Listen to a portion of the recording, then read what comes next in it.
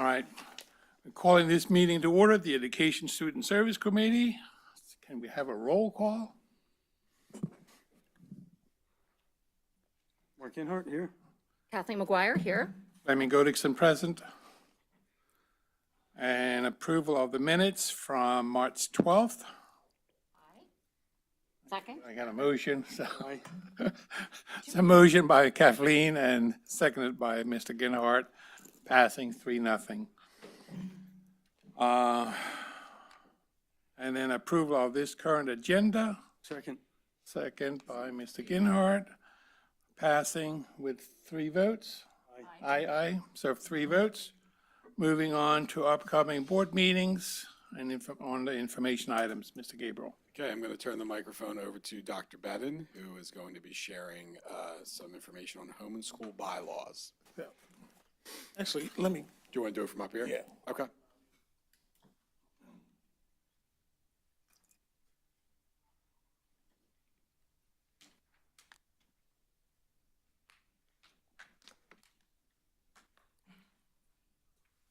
So as some of you may remember, a while ago, there was, probably about a year and a half ago, the first aha moment that came across my desk was an issue with the Home and School Association's tax exempt status.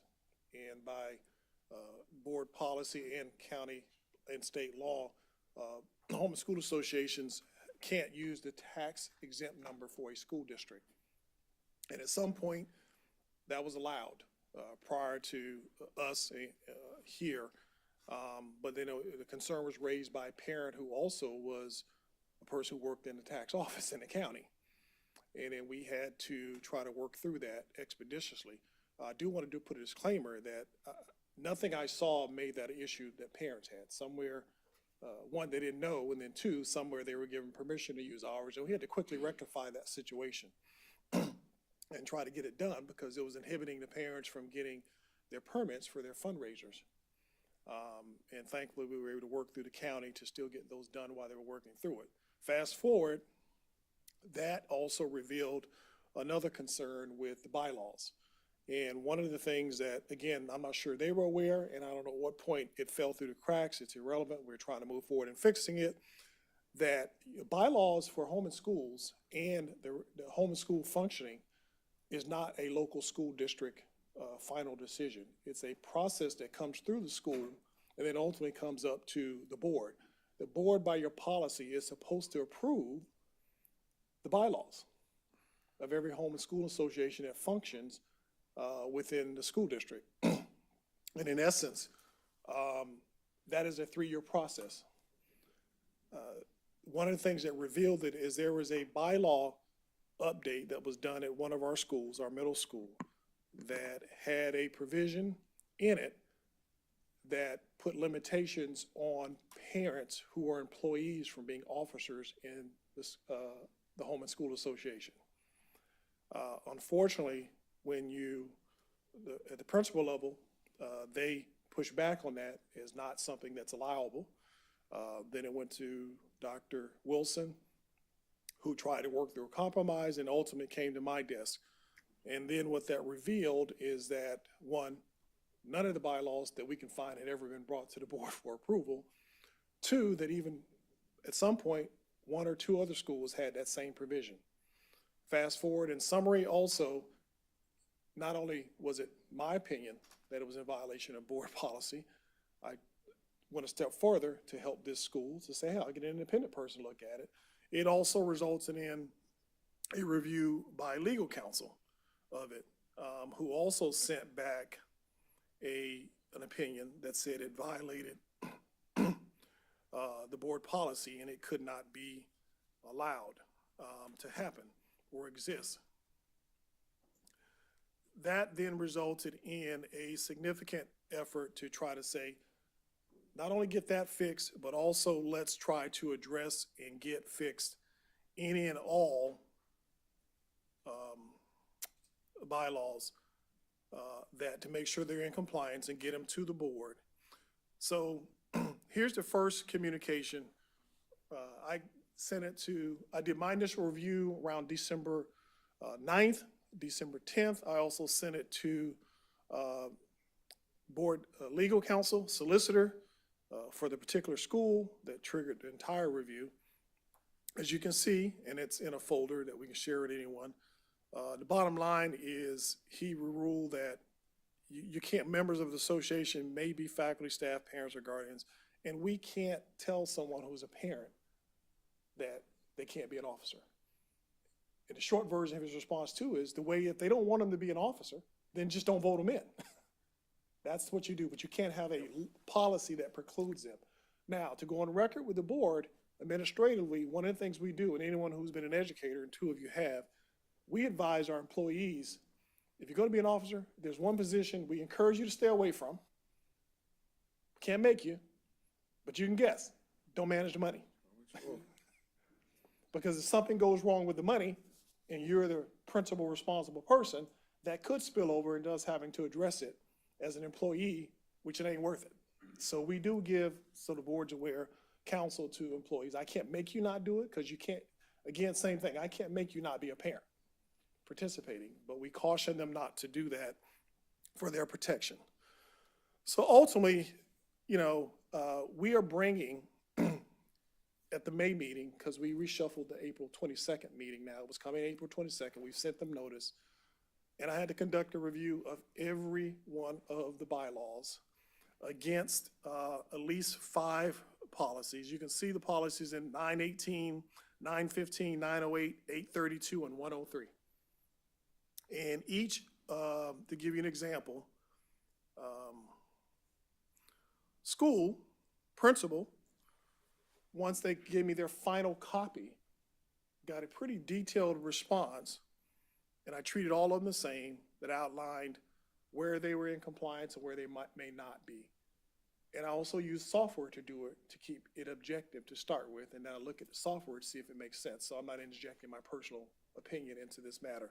Like, I uploaded all of those policies, uploaded their document, and asked for an analysis to be done to compare it. It was also time saving, if you can imagine trying to look at 5 different things and crosswalk it. So they got feedback on organizational status and recognition, alignment to district policies, financial operations, where I did put some anecdotal comments to places like, if it found something, you can't hear me, that was an issue, but I labeled it, it's not required by policy, but if it was recommended. So in this case, that they had an issue where I think none of them referenced the tax exempt status in their bylaws. It's not required, but my thinking is for future purposes as turnover, to remind them that that tax exempt status has to be them. It's not required, because our policy is going to trigger it anyway, but just something to help them if they want to include. But each of these homeschool associations can apply for their own tax. And they have them now. They all are in compliance with that now. And my recommendation is to build that into your policies also, so everyone always knows that, so that when turnover happens, don't let it, well, unless you do something wrong, it really doesn't lapse, to my knowledge. But they all, you know, officer requirements. In this case, I'm using Davis, and it compared to some of the other ones, they don't explicitly mention background checks. Some of ours do, some don't. You can see I put a note. While we don't explicitly speak to that as a requirement for your bylaws, if you're going to be around kids and we walk away, other than, and if you don't do it, then we can't be without kids. Now, the good safety net, just to go on record for anybody watching, we do have, you know, Raptor and all those other things that we can put people through. But some of them do it, and I think that's a good practice. Just go ahead and get it done. And we can support them in getting it done, you know, as a volunteer. So if they're in a hallway with a child, walking them to the bathroom from a dance or an in-club activity, they cannot be alone with that child. They cannot be, and that's why. And do they understand that? We're making sure they do. Yeah, because they Through don't this use review. Raptors to go to No, to go to dance no. or whatever. Correct. But I certainly agree with that. So, Absolutely. Thank you. And again, I'm trying to address the holes, but not beat them over the head for something they didn't know. So you'll see comments like highly recommended, and we'll follow up. So I'm not going to stop it from coming forward to the board, but you'll see these notes. Also, as I met with a couple this morning, I believe before I leave, I need to probably put together a template for what bylaws look like and important parts to help down the road, and a checklist, because they need to come around every 3 years to the board to renew these, is what it says, to make sure it stays on a schedule. So you indicated that we should have approved these bylaws every 3 years. Yep, I've been on the board for 8, I have not seen that's what I'm one, saying. you know. They Yes. didn't have them. That's So the thing. they have them, and again, not their fault. I'm not sure they knew. I'm gonna assume 'Cause the nothing officers ill change intent. all the Yes. time, so. Officers, turnover in administration, Right. you know, so that's why we gotta create it. Once we do them now, my hope is that, you know, to say to, as I met with one this morning, we build it in as a reminder also that we send them and create a log and say, you're coming up, your bylaws are expiring, you need to submit with a timeline to the board to have them reviewed and approved. Because the premise, as attorney said in his letter, HSAs operate under the auspice of the board recognizing you as an entity that can use our name. Because remember, when you fundraise, you say you're raising it for Klinger, you're raising it for Davis, and if something goes wrong, guess who gets a black eye also? The school district. So the board needs to know that there are some safeguards in place that you're operating. The facility use, not required. I reviewed it against that because they're a class 1. They're going to get exempt, but they could make reference to it in there. We have a non-discrimination. It's not required. It's highly recommended that they align with the district, that they don't do anything to discriminate against anybody in their parental engagement by the very nature of their organization that exists. So ultimately, everyone got one of these in a concluding statement saying what it is and where you are. All but one have completed. We still have some issues with the one. I understand this morning they're correcting that, as again, they weren't in compliance with the letter that the attorney sent. And I basically, I can't in good conscience forward something to the board to approve something that contradicts what the attorney says. Now, I could, and let the board choose to whether to take my guidance as an attorney, but I agree with him. We both agree on this. So there's no reason I would recommend. It is my understanding that that's being addressed finally. And then I'll run another review, and all of them hopefully will be coming to you in May to get everything in compliance and done. But this is kind of the lengthy, short, high-level version of it. You know, I think, I know Dr. McGuire, Mr. Sadowski has had some conversation.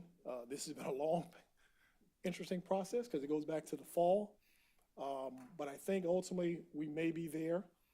There will be some notes about basically pretty much you're in alignment. Here are the remaining recommendations that we hope that you will address. We can't make you. You could say, no, as a board, we want all of them to get a clearance. You couldn't mandate that. Who wrote them? Who wrote the bylaws? Like, where, did they have a template? They have, no, to my knowledge, no. Now, some maybe piggyback on someone else's when they had to correct it, but we never as a district, or to my knowledge, gave them a template to do. So, but they're pretty much all alike now, close. Well, They have some nuances. I think that, that it be alike across the board. So if Davis's has one, the other schools should have the same one. And so what I would say to you is, to that point, one of the things I believe, I'm going to create a template. I would say to the board, for the renewal process, again, we don't want to hold them up Right, right now, that you should use the template right. to align with when you come back for renewal in your 3-year cycle is what But my they're recommendation. independent organizations, so we can't mandate that they You all can't. say exactly Yeah, the same you thing. can't, but we can provide it. But we should say, I know, it would may happen. not get approved if you don't. Right, but what happens? Because the Oh, only thing well, that- yeah. Willowdale does it this way or whatever. Which is some of what happened. Yeah, And they but have some I- nuances, like I I believe said. in some continuity. Yeah, some require background checks to be an officer in it. When you have an event volunteers, we have systems to help support them. Especially next year, we're going to an expanded version of Raptor, where when there's an event, we can actually pre-register people and send them a barcode, and they just swipe in, and their background check is done. So we're doing things as a district that will make it easier, because at the end of the day, you want volunteers with safety nets to be able to support us and not be heavy lifting. I'm sorry, go ahead. Mm-hmm. Who would collect if we did background checks? Because it's still confidential information from, We don't. You can have them sign off and, you know, make that something. it'll be like you whisper expect. down the lane, you know? Like, But again, our safeguards is if they come into the building and they're gonna be Right, with kids, we right. can run them through our Raptor Okay. system. Dr. Benton, so maybe I'm just reading this wrong, but on the recommendations for this meeting, one of the recommendations is move the bylaws forward for approval to the board. 7.9, here's the recommendation. to move- Yes, Yeah, you will be. But, right, but It would be 6 recommendations. It will be, But Klinger, Article 5, still has the restriction they're on fixing it. employees. That's the one that's fixing.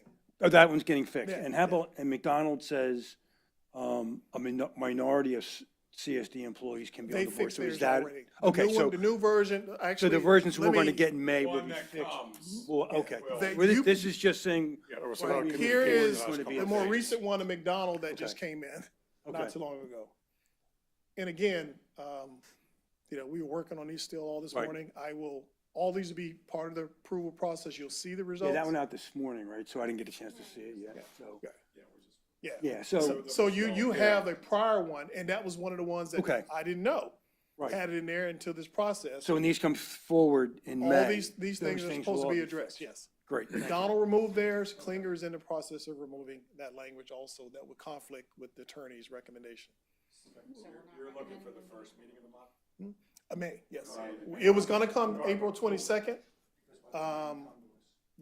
Because of the change in the agenda, we let them know it'll be May meeting. Which also gives Klinger more time, and then I'll run another review on theirs, checking to make sure it's been removed, the language. Will there be a process for notifying these associations that, it needs to be renewed 3 years from now? My Because you'll be recommendation gone. is that we build that in. I'm trying to figure out where is the best place for that to Yeah. sit right now, because it's a school-related issue. That's the office I'm probably gonna say that it should be in. We're gonna help them, but we have to monitor our backyard as administrators. Say, if you're not in compliance with policy, that's still gonna fall on us. So I think it's still incumbent on us to try to send them a notification to say, hey, but once you get them all on the same cycle, it should be easy. What has happened now is they formed at different times, so it makes it kind of hard to keep track. If we get them all on May something, effective for July 1, which will be 20, whatever. You can go 3 years out from that, and then it should be easy for one email to say. Now, what I do, that's why I'm also recommending to them, if you just put it in your bylaws too, it'll trigger all your people. That it's in your bylaws to do that you have to get it renewed. That's a reminder to them. That's just, I can't make them put it in there. It's not a requirement. True, and we also had to keep in mind, the officers can completely change in all these associations. But we are gonna try to provide a template to Dr. McGuire's so that they have something. So if something happens, records are lost, there's a template that we'll have available on the website. We can't make them use that template. All we can do is make sure you don't have anything that doesn't violate the board policies. That's our teeth. Because again, as his letter said, they exist solely at the discretion of the board to make sure they are actually supporting the work of the school and the school district, because that's their purpose for existing. And I think he says it somewhere.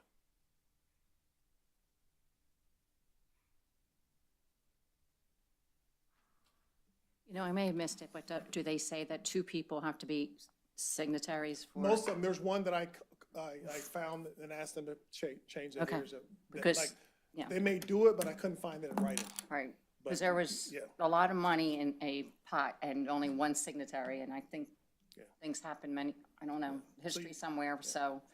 So you see it's 2, the number 1 is any group attempting to establish a pattern, which would be an HSA, is required to seek approval from the district. So they're not supposed to exist without your approval.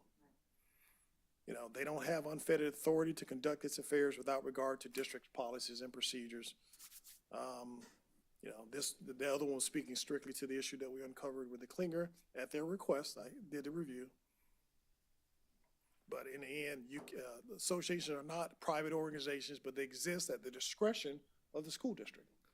And not that, and I reminded our staff and them, and even the principals. Now, we give them permission to raise money using our name, but we can't mandate how they spend the money, but they can't spend the money on stuff that we don't agree with either. That's checks and balances, because once they raise it, it's still their separate financial account. So you gotta have a good working relationship and try to collaborate. Okay, that's high level. I'm not gonna go through all of them. Does that make sense to everyone? Yep. Thank you. All right, and so we backed it up until the May. Hopefully it'll put this to rest and clean up unresolved issues. Yeah. Yeah. Thank you.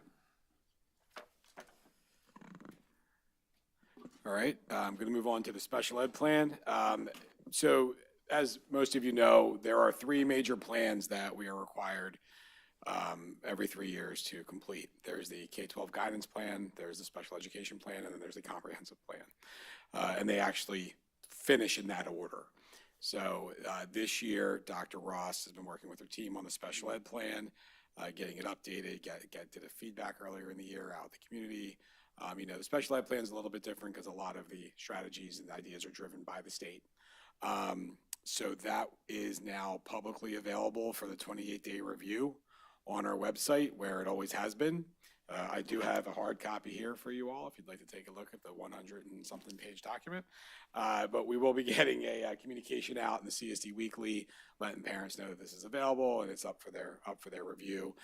It will be coming to, it says it on the sheet that I gave you. That's a summary of the plan. It's a 2-page, 3-page summary of everything that's in the plan, but I think we're bringing it in May. It says in the top paragraph. So Dr. Ross couldn't be here today. She asked me to share this on her behalf. Obviously, if you have specific questions related to the plan, just reach out to her directly. Otherwise, we will be putting some messaging out in the weekly so that folks know it's up for review. This is for the state, right? Yeah.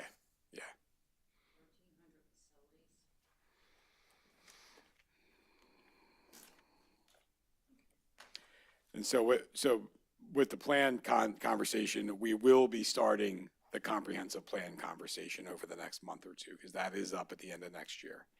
So at some point, probably in May, we'll be coming to you with a timeline and some ideas on where we're going to go with the district comprehensive plan.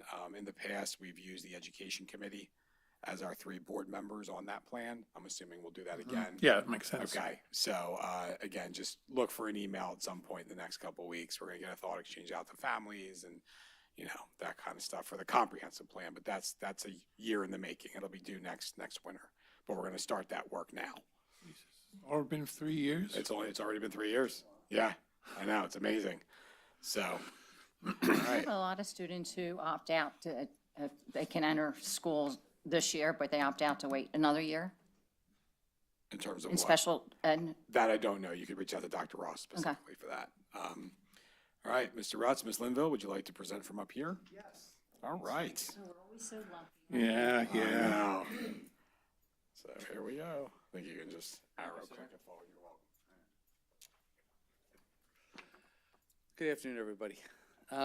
I'm here with Nancy Linville, one of our extraordinary instructional coaches, to give an update on where we are with science, with the FOSS and the Open SciEd and the soft launch.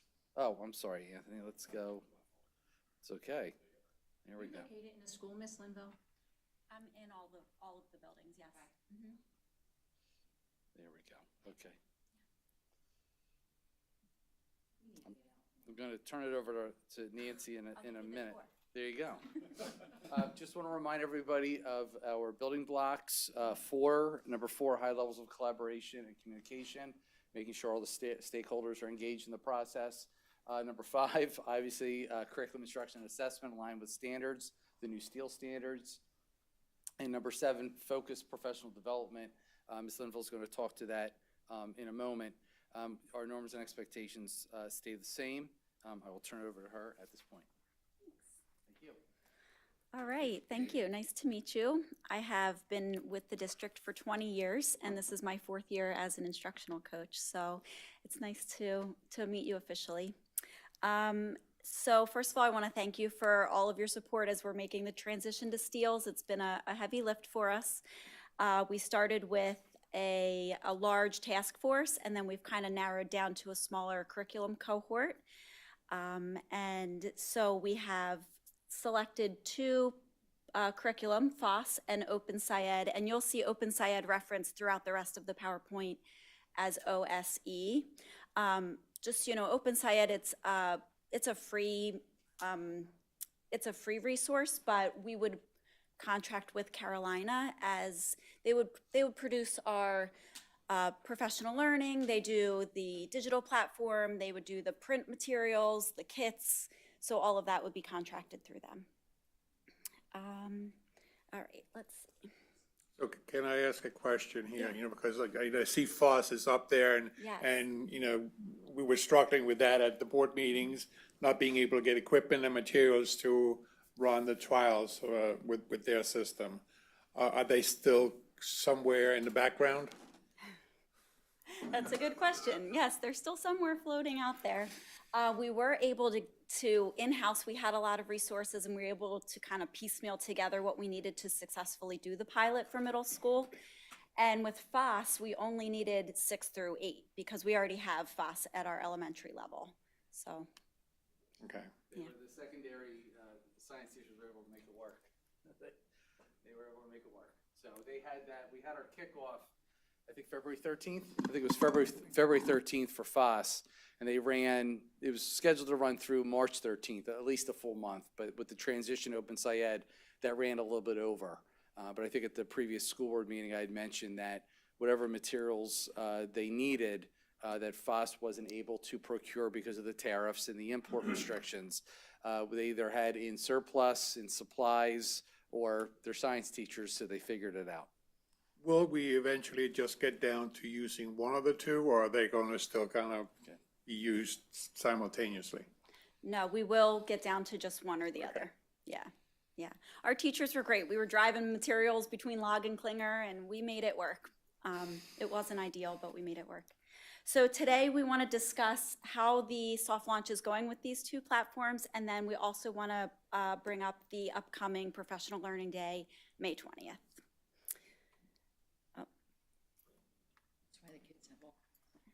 Yeah, it was the snow day. It's election day, isn't it? Okay. All right, so just an update first. The materials were purchased for Open SciEd FOSS. They were supposed to be, which is what you just asked Mr. Godikson, and for different reasons, we never got them. But we moved forward with both soft launches anyway.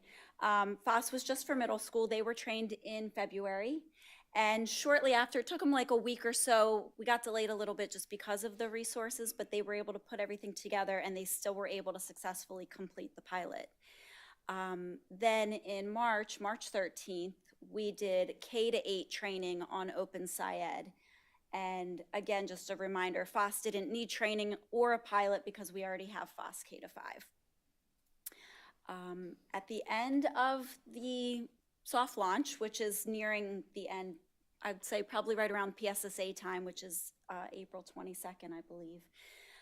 We're gonna send out a survey to collect information to see officially how did they like it? How did it go? Did the students like it? Was it engaging for the students?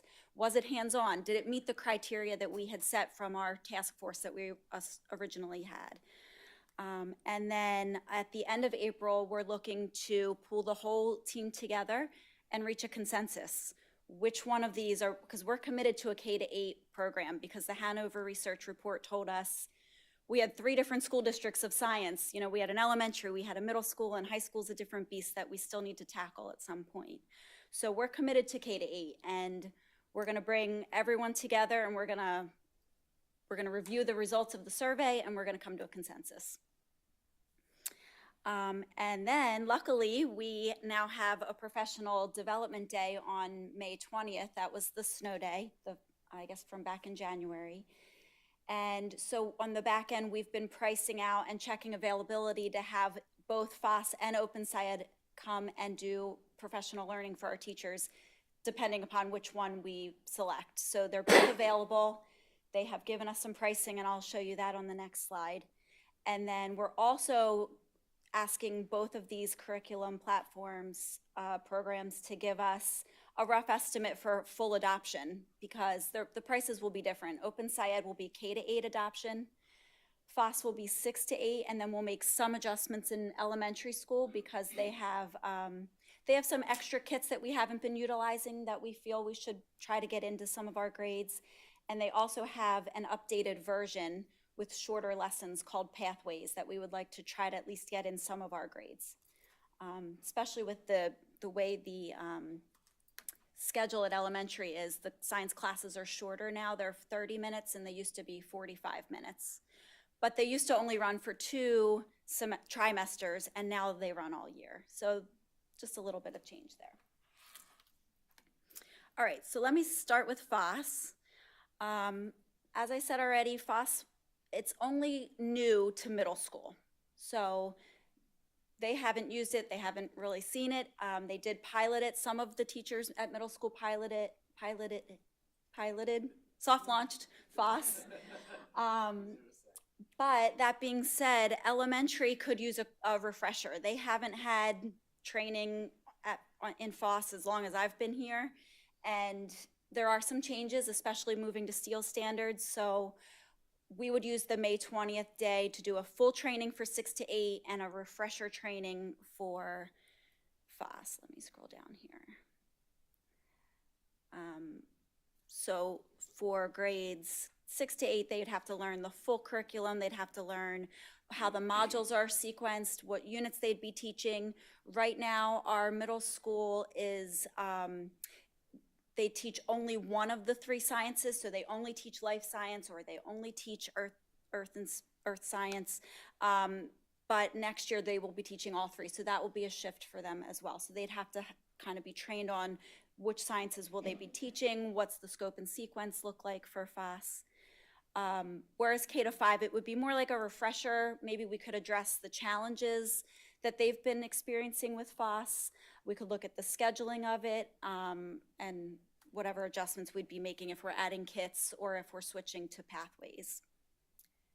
Do you have any questions before I move on to Open Science? Well, yes, I do, because, you just said that, this trial period is going to end, in April, or we're not going to have the in-service until May. Would we not have figured out which one of the 2 we're using? So the trial will end in April, and we'll survey and determine one of the 2 platforms. So we're offering you right now just the 2 scenarios. If we Okay. pick FOSS, here are the logistics for the training for FOSS. If we pick Open Science, FOSS goes away.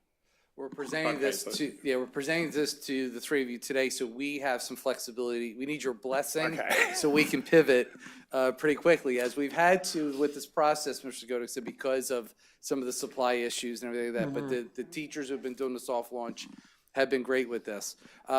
We're planning to send out the survey to the soft launchers right before spring break, with it due when we get back from spring break. So say around April 23rd-ish. And then we're gonna meet with the larger science cohort, I think on April 30th, to make the decision. So that's about a month out. But what Nancy's been working to do is nail down each pathway. So if it ends up being FOSS is the consensus for K-8, she's working to line up professional development, get quotes for what that adoption would be, that expansion really. And if it's Open Science, that's a full adoption now, what PD looks like around that. So things are happening quickly, but we're in a position because of Nancy's work to pivot in whichever direction we need to. Okay, makes more sense. Gives you enough time to develop your PD. Absolutely.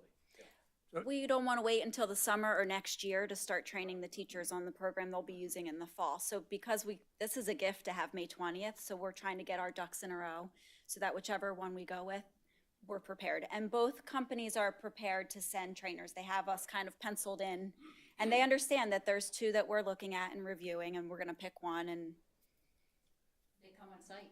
they'll be on site, yeah. So we're currently using FOSS K5, right? Yes. So if you go to Open Science, will we still use FOSS K5, or will that be dumped and it'll be one program across the board? It will be Open Science K to 8. Okay. So there won't be any continuity issues because it'll be one program across the board? Right, Okay. so we're either adding FOSS to middle school, or we're doing Open Science K to 8. For everything? Part of and Nancy referenced this earlier with the K-12 Science Task Force that convened after Hanover completed their, I think you mentioned this earlier. They gave us several recommendations and observations, right? They're doing evaluation of our K-12 science program. And one of the things they leaned into a lot is we were like 3 different school districts looking at our science program. So we're missing continuity. We've talked in this room before about the challenge that's already built into the system for students going from 5th to 6th, right? Especially in RELA, in math. This helps allay that, right? For students and parents, we talked about this last month, where when you've got that continuity of instruction and curriculum, what that does for achievement and growth for students and for comfort for parents that their students are going from 5th to 6th grade, elementary to middle school, with the same curriculum, whether it's ELA, math, or in this case, science. And if you remember, Mr. Rutz and his team started to move Wit and Wisdom up into 6th grade and 7th grade and eventually 8th. So in the next couple of years, we'll have a K-8 consistency for K-8 science, consistency for K-8 reading. And then when math comes up for adoption, that's going to be another conversation around making sure that we don't do the K-5, 6, 12 split, which is a more traditional split, which a lot of districts do, but try to push it towards a K-8 for that consistency. And we've already paid for the K-5 implement, soft launch, right, for FOSS. Say that one more time. We've already paid for the soft launch Yes. materials so if we go to Open SciEd, I guess that's like lost money, but it was part of the what it costs to just try them both. Always, especially when any cost of district doing business or something like this now, the way it is. transitioning to a new curriculum. Okay. And part of this is, we don't want to put good money after bad, and we want what's best for our students.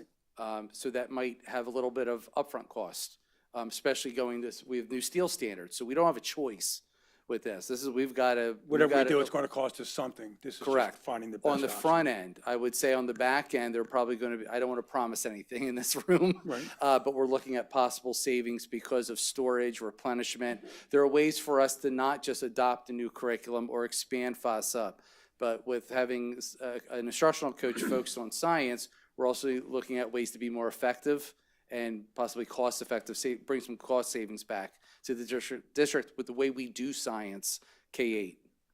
Are we going to see more computer-generated, apps and programs that will generate experiments? So both of these companies do have a digital platform, but I will say our middle school platform, Amplify, that we're going away from was mostly digital, and that was actually a downfall. And we realized science needs to be more hands-on and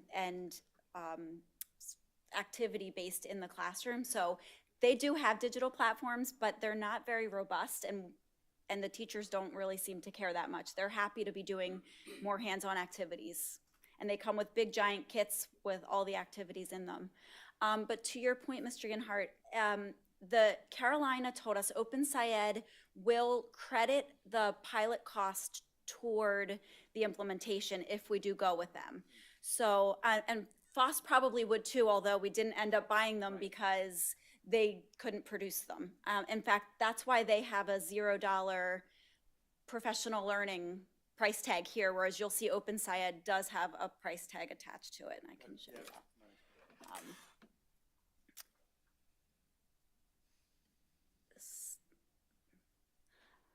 Right, so it's not a complete loss of money. I guess if we don't go with Open SciEd, then yes, we've purchased those kits and we're not going to use them. However, all of the teachers have reached out and they said, can we keep these kits anyway? Because they're really great and they have a lot of resources that they want to use even if we go with FOSS. So this is, if we were to go with Open SciEd, this is what the professional learning would look like. It would be for all K-8 teachers. We would probably do it in grade bands. They recommend doing it, every single grade has their own instructor. That's really pricey. So we talked about maybe doing a K-2, a 3-5, and then a 6-8 grade band, which they could provide professional development personnel that day as well. So it's hard to get 3 people with only a moment's notice and ask them to hold it for us because we're not sure if we even need them, but they're doing that for us for now. It does have a little bit more of a price tag attached to it. Open SciEd will feel a little bit more expensive because it's a K-8 adoption. So the 12.6 is the soft launch for them, which will then be credited. No, That- I'm sorry, yep, that would be for the training for for next year, so for everyone. All There would K-8. be no Good. deduction from whatever the purchase is, because this is just for training.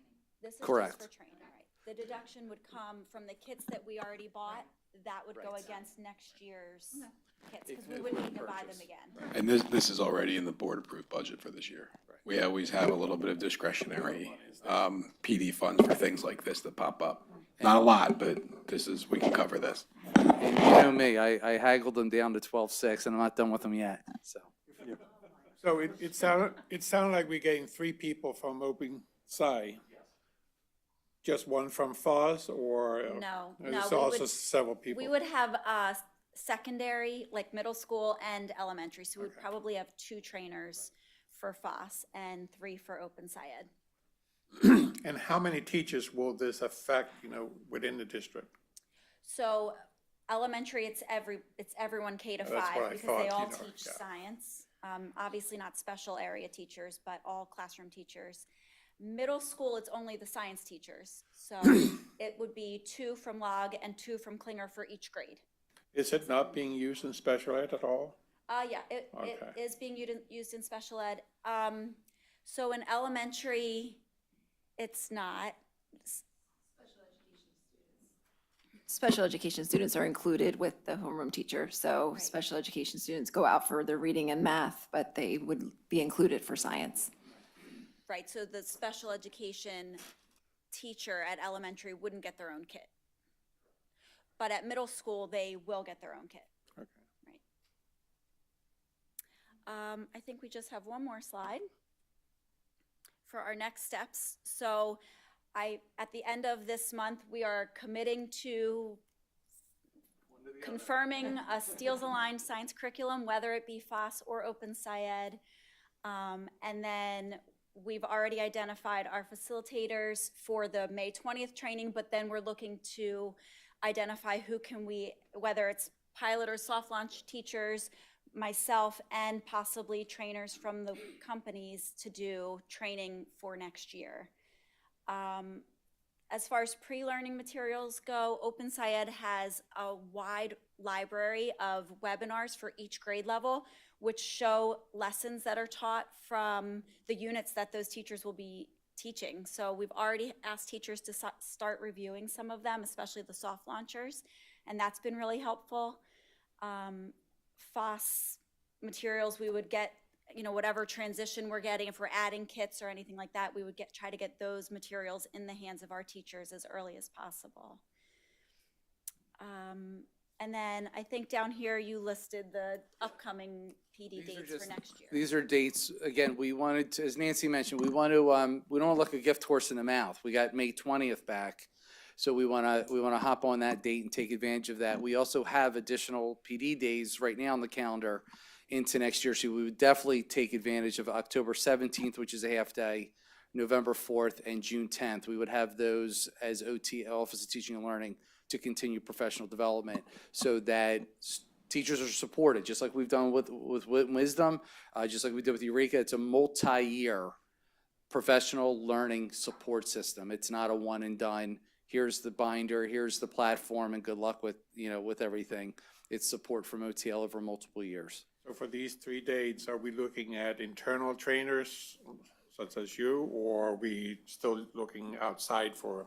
I would say to be determined only because once we get implementation, then we might have, because we've purchased the subscription at that point, Mr. Goddison, we might have comped professional learning at that point.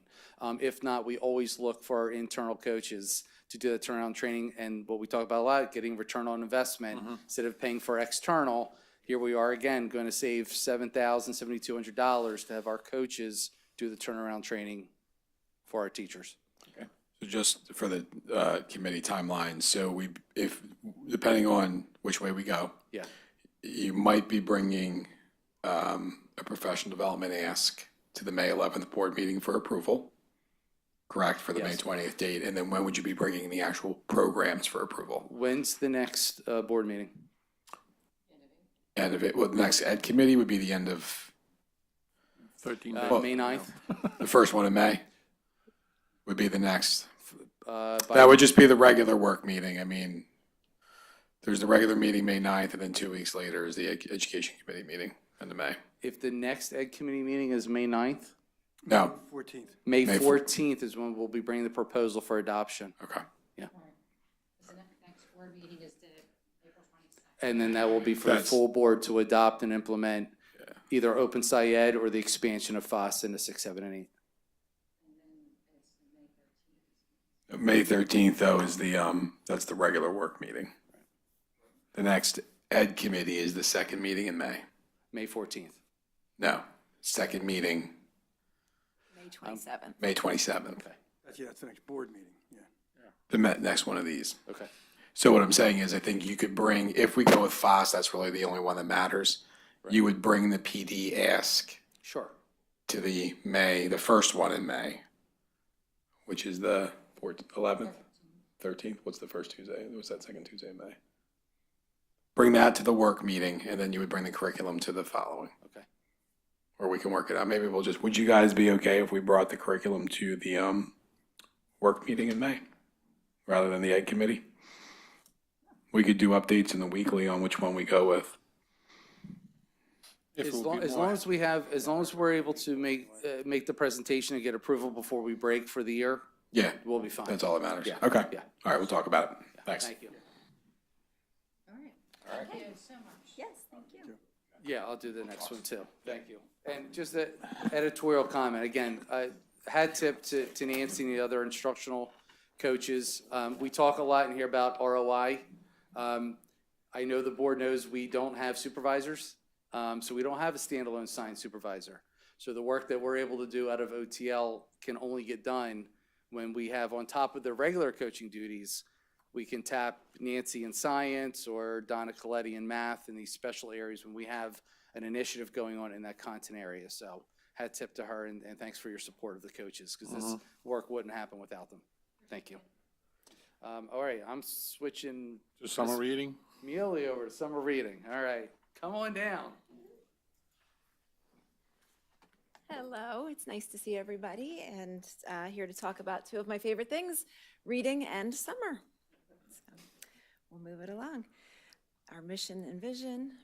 So we are going to I'll present today in two parts. The first part is something that we usually present in October, and that is the results of last year's 2024 summer book packs, where we send the thought exchange to parents. We send the opt-out survey, and then we send the thought exchange that gives, yes, the different results of the feedback of what parents thought of the book packs that came out. So that was from last year. The theme was Read for a Better World. And as you know, we do, the book packs contain 5 grade aligned, that one includes 1 challenge book and worksheets that students can then read. And we know that it very much helps to prevent learning loss, or what we commonly refer to as summer slide. So at the request of the board, we do share an opt-out survey for families who are not interested, and then we also provide that opportunity for feedback. So these are the results of the 2024 Summer Book Packs opt-out survey.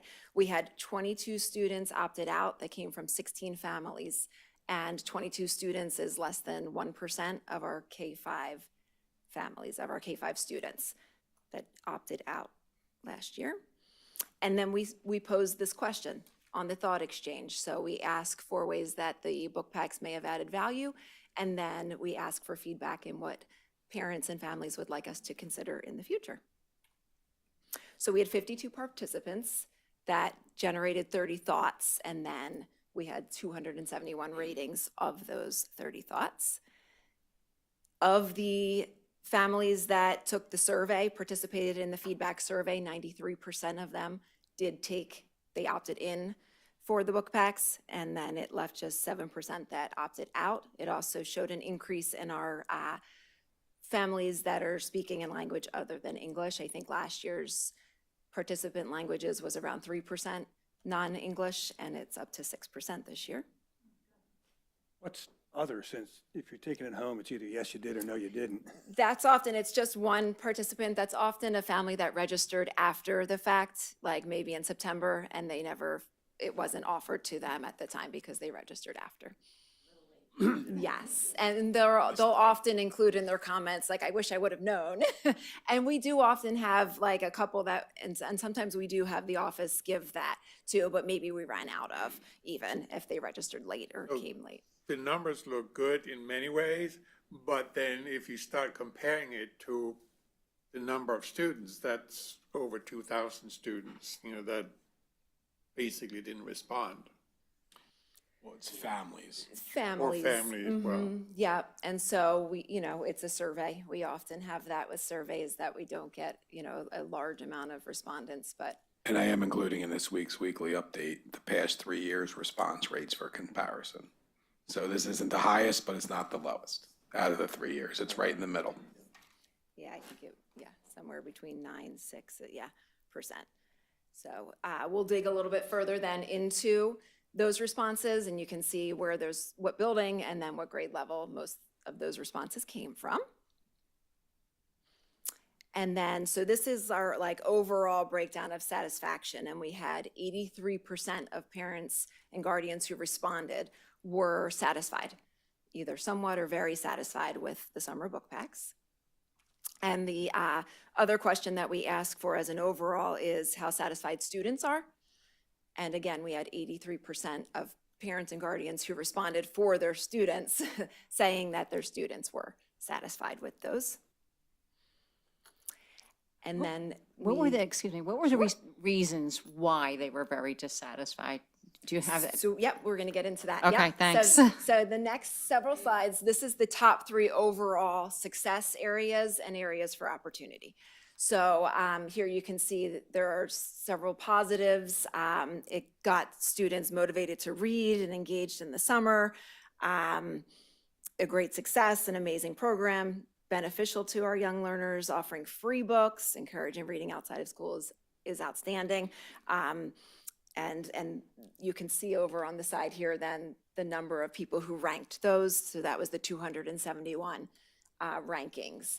I read through these slides, and it looks like letting the kids pick seems to be a pretty consistent thread. Did people It does. frequently So do that or is- area for opportunity is to take a poll and let the children pick the ones that they like. And that is something that we do in the Office of Teaching and Learning. We're not choosing these books. As you know, you also have a chance, because you just received the one that we'll get to in the second part of this presentation, to choose the books for this year's book packs. And so we also include student groups in that. We include the Student Advisory Council, and we include the 3 elementary schools, since that's who they're going to. They're like student council or student ambassador groups. So we do have student voice and choice in there. To be able to have every student take that poll is probably not logistically possible, but we do try to get as many students involved in that as possible. So then what happens in the thought exchange is that we get some general topics up at the top that were rising to the top and being rated highly. So again, we organize them by the top 3 areas for success or opportunities. And the theme of this slide then is just that they encouraged reading. And again, these were 3 very positive thoughts, that it's an amazing program that helps to encourage reading outside of school. The next general theme was just kids. And again, it was that they benefit and get kids to read. Some of the books were not ones that a parent would have chosen for their child. Again, we include as many people as we can to try to get cast a wide net on who we have choose those books. It's not the Office of Teaching and Learning, putting our thumb on the scale in any shape or form. So but we continue to broaden that and try to keep that so that we get student input and parent input and teacher input and school board input. And then an opportunity for success. My child doesn't have interest in reading. So that's a tough cookie to crack, tough nut to crack, but we still are getting them there. And hopefully at some point, if we continue to provide these books, there will be books that interest, right? We'll hit a genre or an interest for a student, and that's a win in my book. So the next theme was just books. And again, there's where you see that as a top area for success. Take a poll and let the students pick the ones. Others saying, I like it. And then some saying that they're free. And if only 1% is opting out, then it's a good thing to provide to those 99% free books. What are the undue restrictions? Did you dig into what they mean by that? So there are members of the community and board undue restrictions on free books, I think, in saying that we're not going to approve this and move it forward, or that we don't agree that home libraries are a good thing. If we're providing free books to students, that's goes with our mission and our vision, right? We're preparing students for college and career readiness. And the research for home libraries is extensive and shows that just having a home library can improve they can gain 3.2 years in education. I actually have an article linked here and a copy for you on the magic of home libraries.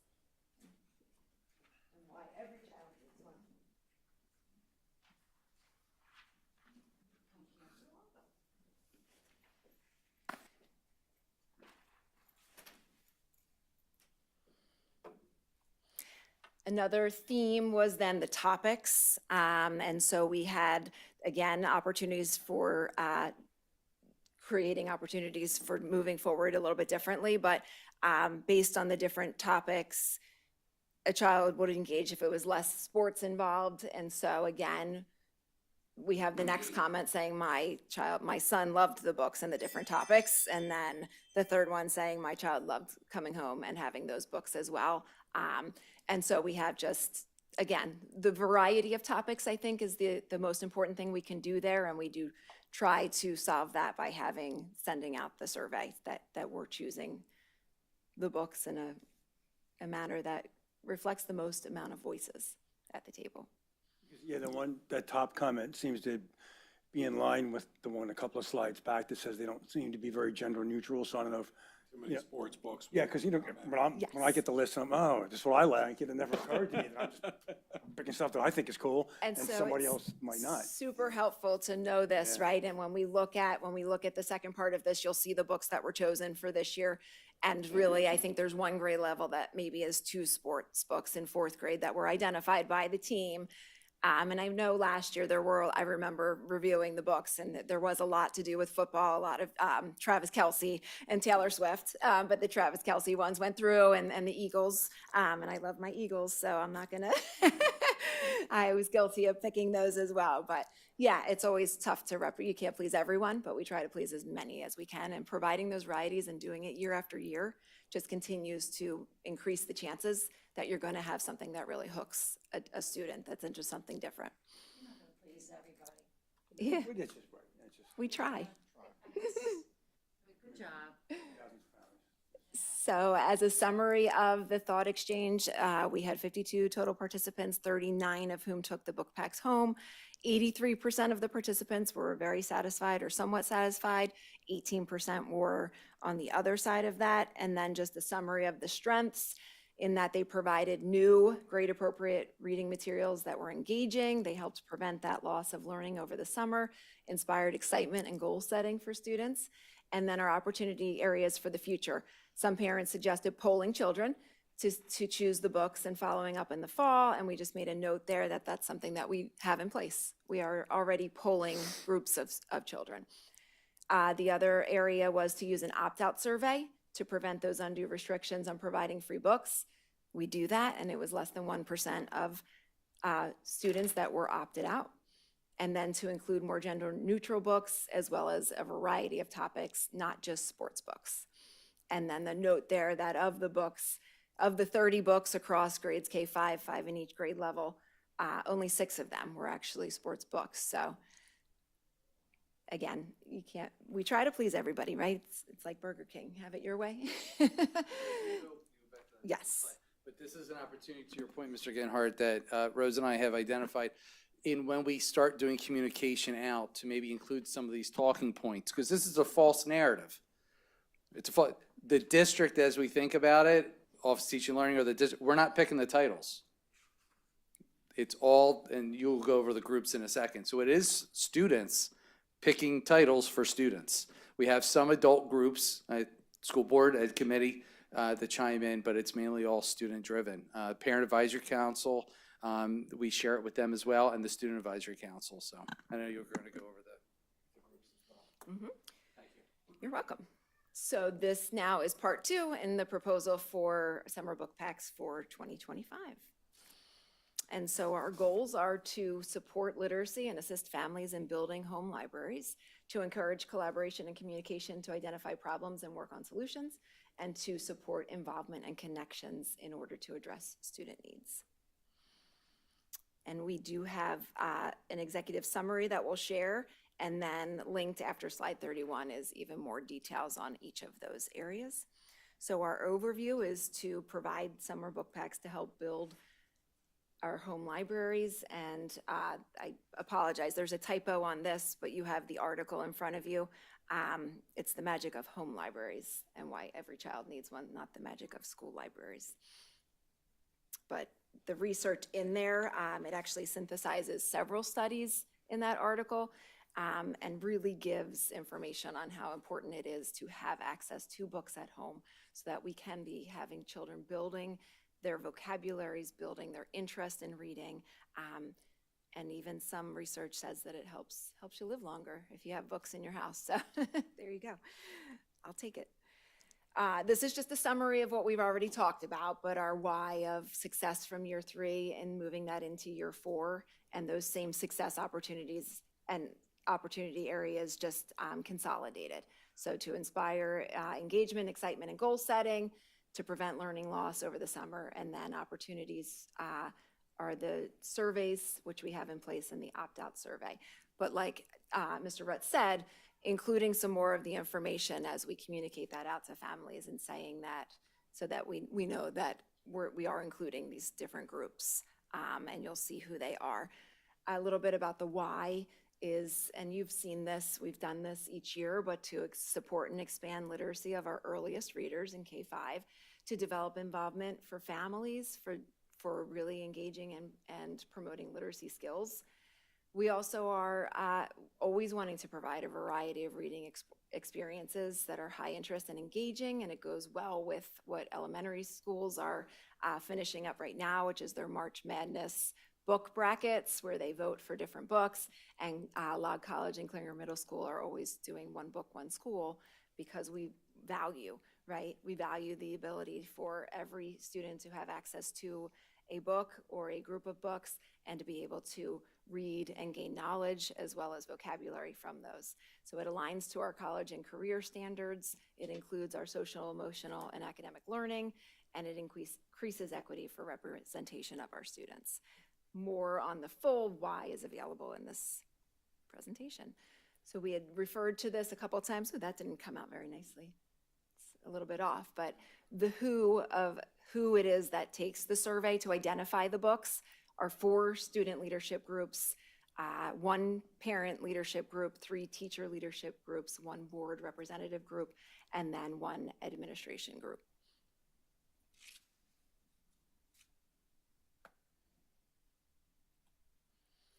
Our timeline, so we are in April presenting here, and hopefully we'll be taking this to the board meeting on April 22nd so that we can send the opt-out survey in May and distribute the book packs in late May. The how, again, we provide 10 choices for each grade level and ask participants to select 5, and embedded in the survey are summaries and links to full PDFs so that the stakeholders can review and read those books. Oh, I forgot the drum roll. Come on. Here it is, the 2025 official results for the type of books that would be included, the exact book titles that would be included, with Title V being the challenge book. That was If I remember, the idea of the challenge book was based off of parent feedback after the first year. Right. Now, I think if you remember, those of you that were here had said they wish they had books that were a little bit harder. So we took that feedback and built a challenge book in. Yeah. Yeah, which is a really nice piece. It's, you know, a grade level or 2 above, and provides that access to students that are ready, but also then you can always read to your child at home as well if needed. As this iterates, it gets improved every year. It's directly from the feedback we get from parents on the thought exchange. 5 sports books? Overall, and 4th grade was the one that had the basketball break and Simone Biles. I consider a sport. So it looks like, and even in 5th grade, it's Jackie Robinson and GOAT, basketball shooting guards. I think that potentially in 4th and 5th grade is when our students are, maybe, you know, many are getting more into sports. So, but otherwise, you know, 1 or none this year identified. So, and that changes each year, which is the nice part about being able to send that survey and get that feedback. And we had positive feedback, obviously, from the Parent Advisory Council. Really positive because, they've said this is our 4th year. So you've got some students who are going to be pushing 20 books now in their home library. That's assuming there's one child at home. A couple parents at the Parent Advisory Council, so they have multiple children at home. They're looking at 40. They're going to be pushing 40 books, 60 books if they've got 3 children at home over the years to really have built their home library coming out of the pandemic. And the parent even referenced that, she'll often go back to, her and her children will go back to certain books from the book packs and read them again. And how great that is to have that available. So this is the quote provided by Lerner.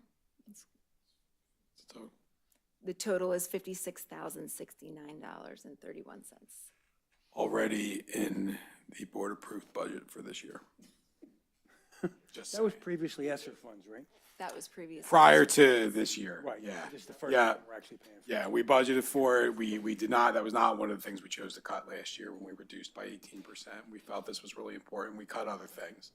So it's already in this year's board-approved budget. This has no bearing on next year. So, I mean, I do have a concern seeing that amount of money, because, we have, all school libraries that's not being utilized during the summer. Why not give an opportunity to open and have students come in and take the books out, be able to return? That way, students will also get the books that they truly want to borrow and return and read versus being forced into certain books. And that is theoretically a beautiful thing, right? And we have community libraries for that as well. I'm the youngest of 6 children, and so we couldn't even all fit in a car to get to the library. And if we did, we weren't wearing seatbelts, which was common back then. But I think that, not everyone can get to a library. And so having those books in their home is going to be super important so that they have access. Yeah, I did Just have a couple another, things. another thought, in this regard as well, because I know we do all the free lunches. Why not create a bookmobile and At what make that cost? as an option? At Well, what cost? Staff. We have to pay staffing to open libraries in the summer. you would have, but, you would not be looking at 54,000. You would be looking at less than half. We'd have to run those numbers. There's going to be a cost into that. And we're not forcing students to have these books. They do have the opt-out. And we understand it's a different pathway than the library. This was born, I just want to take us back. This was born out of coming out of the pandemic where we had ESSER money. And as a district and as a department, twofold, preventive medicine. Get books in the homes. That's active. Passive is having to go to the library and take out books, right? We're focusing on, we're targeting our earliest readers to build their home libraries, opportunity and access for students that don't have that. Second is to try to allay summer slide a bit, right? Okay, coming out of the pandemic, learning loss and all that. That's a philosophical decision. And I'm not saying this lightly. With ESSER money going away, that doesn't change our philosophy, that as a district and our constituents to build their home libraries and to be preventive in building early literacy is what we stand for. And I keep going to this idea of preventive medicine because the idea is, as the research shows, that has an effect downstream. If we build readers in this community, and we have the opportunity to do that, if we build readers early literacy, then that helps us downstream when they get to late elementary, early middle with having to do interventions and additional reading specialists and MTSS and some of those challenges that they face. So what we're saying, and I honor what you're saying, Mr. Godekson, we could run numbers all we want. This is an additional pathway. It's an additional investment besides school libraries or the Warminster Free Library to build a literate community. A community of readers, especially for our most vulnerable and early readers, K-5. I mean, I understand and I agree with the book collection. Mm-hmm. I mean, my house is filled with books. I mean, Yes. so it's not that I'm for that, but I'm just looking at we're using taxpayers' money to buy books for Taxpayers. children. For taxpayers, yes, for early readers. And we did try, little PTSD, we tried the drove a bookmobile. bookmobile around, We right? did, we drove the book, I facilitated it, and it was hot, okay? We had to pay people. We had truck usage, facilities usage, we had, I remember Billy had to drive it around, he and I trucking around. It was on limited days because you're working around personnel's schedules. So did it work? It worked to some extent. This is another pathway, not a different pathway. It's another pathway to support a literate community in our district. I just wanted to say, go ahead. Okay. That, to your point and to them, that they offered days during the summer for free books that were available. Just come in, take whatever The you Book wanted. Bonanza, Right, is that what it was called? Book Bonanza, I yes. stopped to visit and didn't, they still had tons of books. Yes. 'Cause not that many during the summer, people are around or coming there. And I like this because it's already in their hands. I'm gonna take it to the shore, I'm gonna take it to camp, I'm gonna do whatever. But the ability to have, they already had all that available and they still had tons of books left We over. had over 300 visitors and gave away over 3,000 books. We're hoping to run it again this year. And I want to pause here. Mr. Goddixon, I want to honor what you're saying. I sincerely, from a former English teacher, I get it. I just am standing here in front of you very vulnerably, the three of you, saying, I see that cost, and philosophically, we believe in this. We believe in it. I know it's taxpayer money going to taxpayers. Again, to support our earliest readers, K-5, and to build a literate community.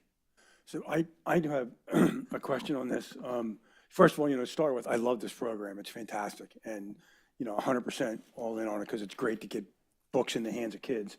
And to your credit, giving me the magic of home libraries has changed my view a little bit. So absolutely, having home libraries is important, but that is a big number when we have a tight budget. So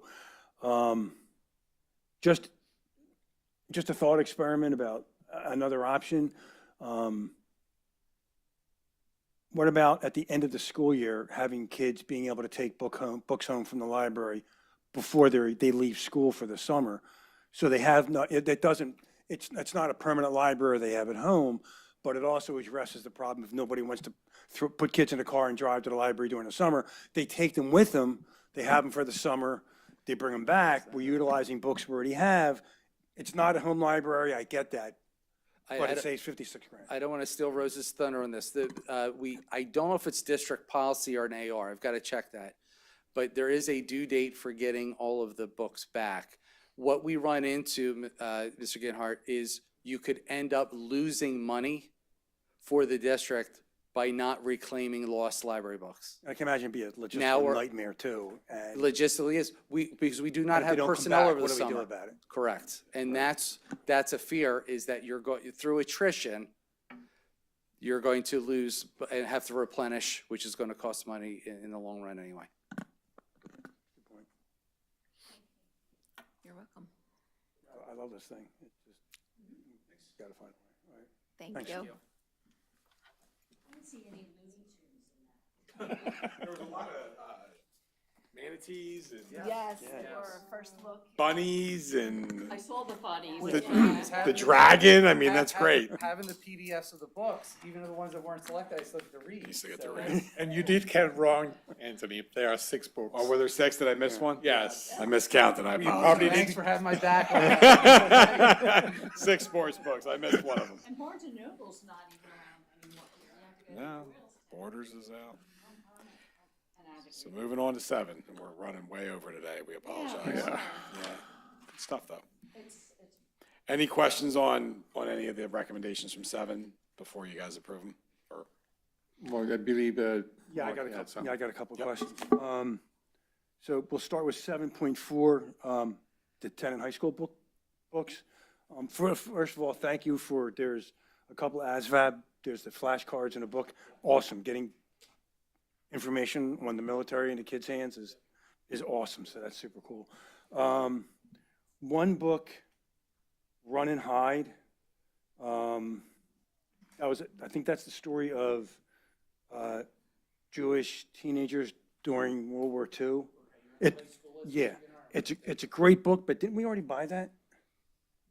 I can check, but that doesn't mean that we don't. You don't need another copy. Okay, so it's just another copy. Okay.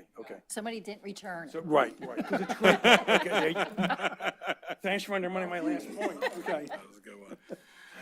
Okay, that answers that question. And page 9 of the first list, the big list, the deep dark, and page 3 of the second list, if I was your girl, they're getting into areas we just don't want to be entangled in.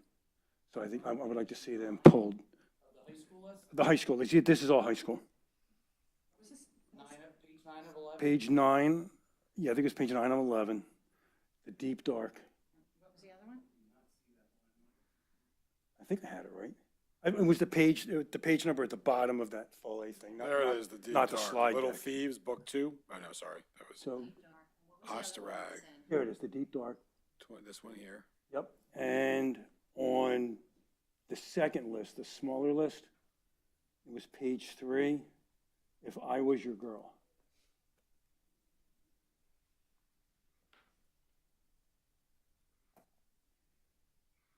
All right, we can look into that and cycle back and let you know in the weekly. Yeah, Okay. they're just, again, like, same issues we've addressed before with, at the high school age, kids are coming of age, they're figuring out their sexuality, and have been previous books, and even books on this list, that are helping kids work through that, which is fantastic, and it's needed.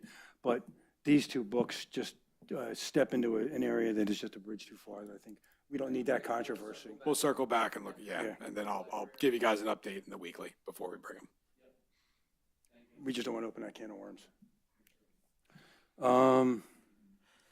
7.7, the Information Sharing and Analysis Center Conference. Expensive. There's Yeah, very expensive. that, and there's mileage for $51 and a taxi for $135. Somebody's taking a taxi to the airport? It's probably from the airport to the hotel. Probably from the It looked like it was airport when they get there. when they Because it get looked like it there. was going to Philly, unless I just read it wrong. Maybe I just read it wrong.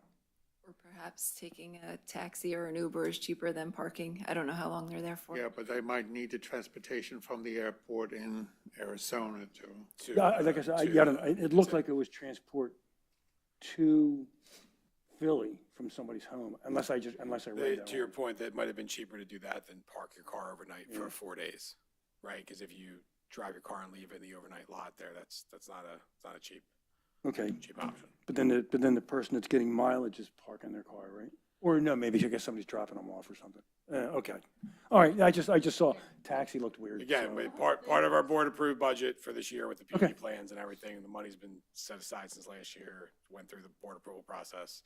You know, we're bringing it back because it's an overnight, right? Typically, if it wasn't an overnight, we wouldn't be bringing it back a second time.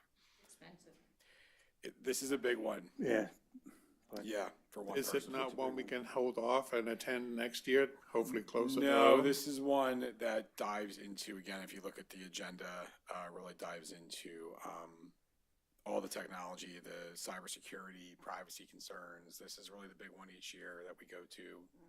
Mr. Watkins goes to really keep on top of all of the, updates around privacy, cybersecurity, and all the different technologies. Mr. Watkins, our manager for technology.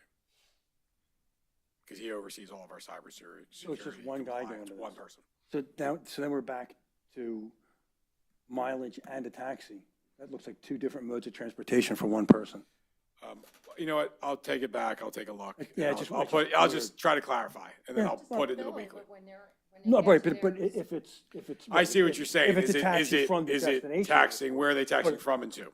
Right, but And where's the mileage As I coming? said, it could very well be from, from the The destination hotel, airport. once they get to the Once they airport, get there. probably, but I'll put a If that's clarity what in it for the is, it just, weekly. it looked like Yep. it was getting too Philly, but like I said. maybe No, I'm the just Philly reading would be it the wrong. mileage driving if they're gonna And then park. I guess the then taxis, taxi once he's from- there, that makes sense. Yep. All right.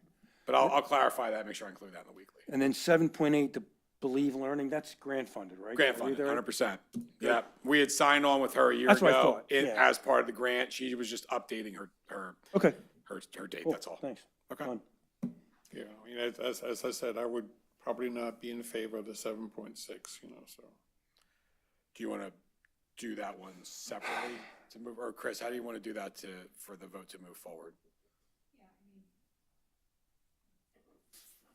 We could do that one separately. All That would right, make so sense. do you want to pull 7.6? So, yeah, so vote do on that the, separately, do and the then vote rest of them through? together, you know, 7.1 through 7.9 minus 7.6. All in favor? Second, to move all but 7.6, Yeah, second that, and in favor. in favor. All right, so that's passing 3-0. And then the 7.6, you know, I'll be voting no. And I'll second that, and I'm a yes. 7.6, Yeah. I'm a yes. Yeah, for so the that's summer passing meeting. 2.1. So that goes forward then. So we're gonna be contrary. And then, And I guess that should be it? Okay. Oh, there's two more. I guess there was 7.11. There was two more on the back page. So including those two in the first motion. And then we'll meet again, May 14th. Meeting adjourned. we're just getting home from Disney. Again. Thank you, everyone, I appreciate it. And you'll have to let me know when you're hanging out, if there's all those books. Now, it'll probably be at, I think the elementary's all figured out. If they have anything, we'll schlep everything over to the high school again and do it outside the library there. Why are you not doing it in conjunction with the free lunch? Well, we tried that before, but it's, how am I gonna get them over there? It's a lot of, Well, what they did last year is they interschooled them over to, Tenet. I set up shop there during, think, Joe, summer school registration. For the 4 days. Made a killing. People bring in hand trucks. No way. We got a lot of work. I mean, my kids meet from CB, but That's giving out these summer books, No, library books. It is library books, Yeah. the weighted library books. That's amazing. I'm glad to hear that. But those with the hand trucks are probably pretty selling. remember Davis. Check eBay for that. That's It's funny. Like 6 carts, and we got down to 1 finally this year, and then donated the rest. I'll make sure they're shutting off the back. Who took it? Who did you donate it to? Green Drop? That's where I go for everything, yeah. Thank you. You can shut down the technology now, thanks.